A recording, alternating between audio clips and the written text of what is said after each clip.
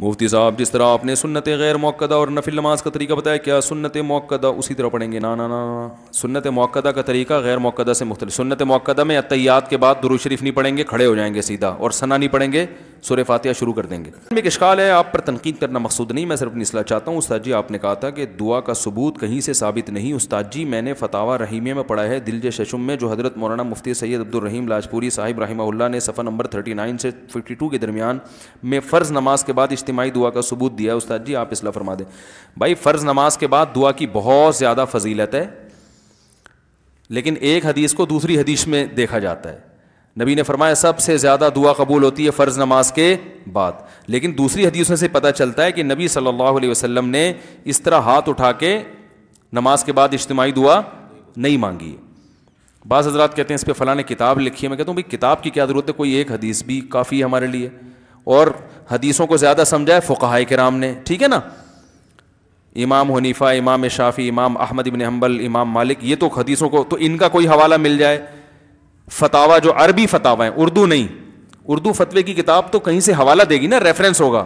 تو جن کتابوں کے ریفرنس دیے جاتے ہیں جو قانون کی کتابیں ہیں, تو ان سے حوالہ دے دیا جائے, وہ ایک حوالہ بھی میرے لیے کافی ہے, ٹھیک ہے نا.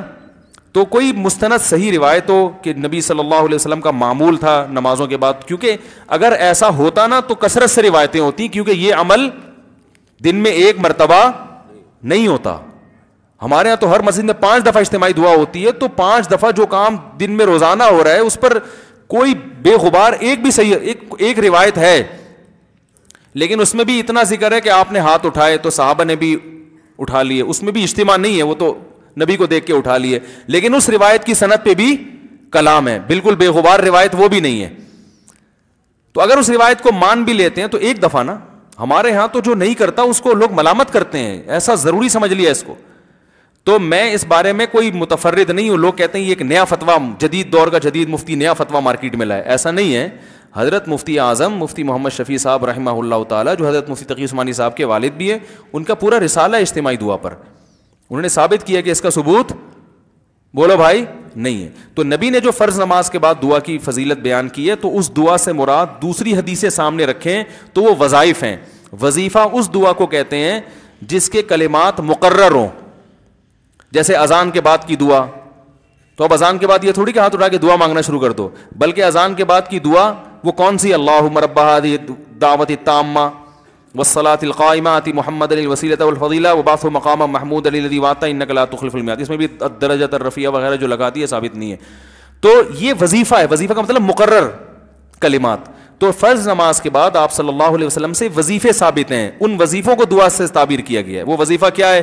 اللہم انت السلام ومنک السلام, اسی طرح آیت الکرسی پڑھنا, اللہم لا مانع لما اعطیت. تو ان چیزوں کو دعا سے تعبیر کیا گیا ہے.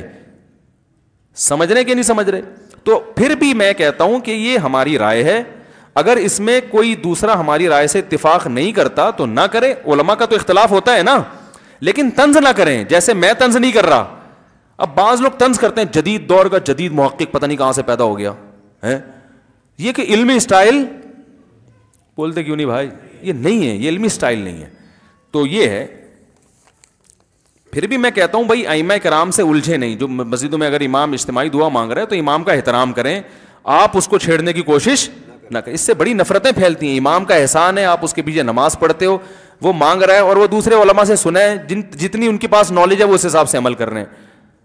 بس آپ نے ایک دفعہ بتا دیا بھائی حضرت مفتی شفیع صاحب رحمہ اللہ کا ایک رسالہ ہے, وہ امام صاحب پڑھ لیں, وہ اگر پڑھ لیں ٹھیک ہے, نہیں پڑھیں تو بھی ٹھیک ہے, آپ کا فرض ادا ہوگی. یہ کوئی اتنا بڑا مسئلہ نہیں ہے جس سے دلوں میں نفرتیں پیدا کی جائیں. سمجھنے کی نہیں سمجھ رہے. دارالعلوم کرنگی میں اجتماعی دعا نہیں ہوتی, جامعۃ الرشید میں تو انفرادی بھی نہیں ہوتی. سمجھ رہے ہیں, جامعۃ الرشید میں تو امام انفرادی طور پہ بھی ہاتھ اٹھا کے دعا نہیں مانگتے, کیونکہ لوگوں نے اس کو بھی بڑی ضروری سنت سمجھ لیا ہے.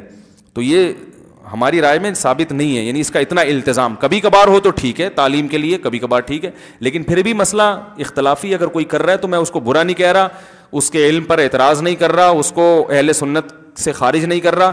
ہماری رائے یہ کہ یہ ثابت نہیں ہے, بلکہ انفرادی بھی ثابت نہیں ہے. میری رائے, میری کیا, میں کون ہوتا ہوں, بڑے بڑے بہت سے علماء ہیں جن میں حضرت مفتی رشید احمد صاحب بھی تھے, وہ بھی اسی کے قائل تھے کہ انفرادی بھی ہاتھ اٹھا کے جو ہے نا معمول بنا لینا احیاناً کبھی کبھار ٹھیک ہے, وہ ٹھیک ہے. احیاناً ہونا یہ چاہیے کہ دو حدیثیں ملتی ہیں, بعض سے پتہ چلتا ہے کہ آپ صلی اللہ علیہ وسلم فرض نماز کے بعد صرف اللہم انت السلام پڑھتے تھے, اس کے بعد کھڑے ہو جاتے تھے, اور بعض حدیثوں سے پتہ چلتا ہے کہ فرض نماز کے بعد یہ تمام وظائف.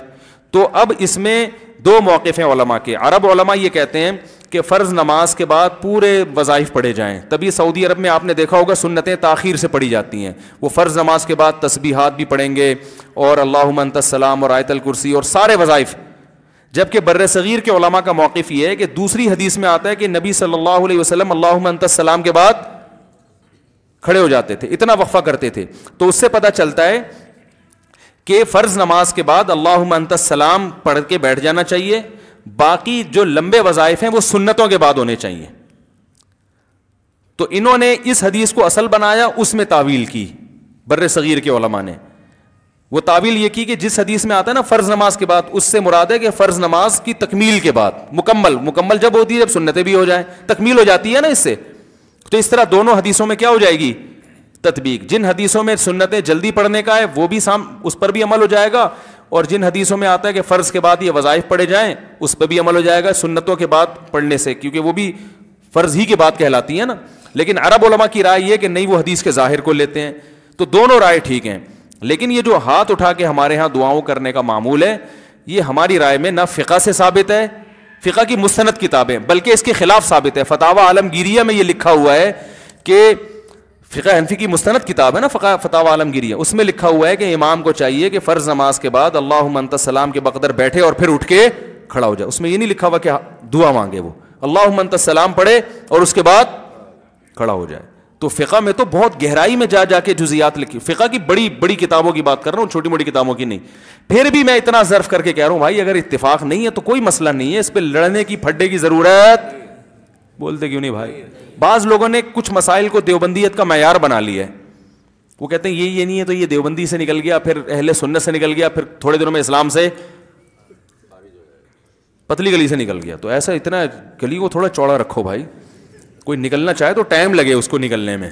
تو اتنے چھوٹے چھوٹے مسائل میں میں نہیں مانگتا دعا نماز کے بعد, اخپل طریقے سے مختصر سی اپنی طور پہ مان لیتا ہوں. مؤذن صاحب کتنی لمبی گردان چلاتے ہیں نا, ہماری مسجد کے مؤذن صاحب تو پورا میرا بھی کفارہ وہ ادا کر لیتے ہیں پوری ماشاءاللہ تفصیل سے. تو میں نے ان کو بھی کبھی نہیں کہا کہ نہیں کرو, آئی بات سمجھ میں.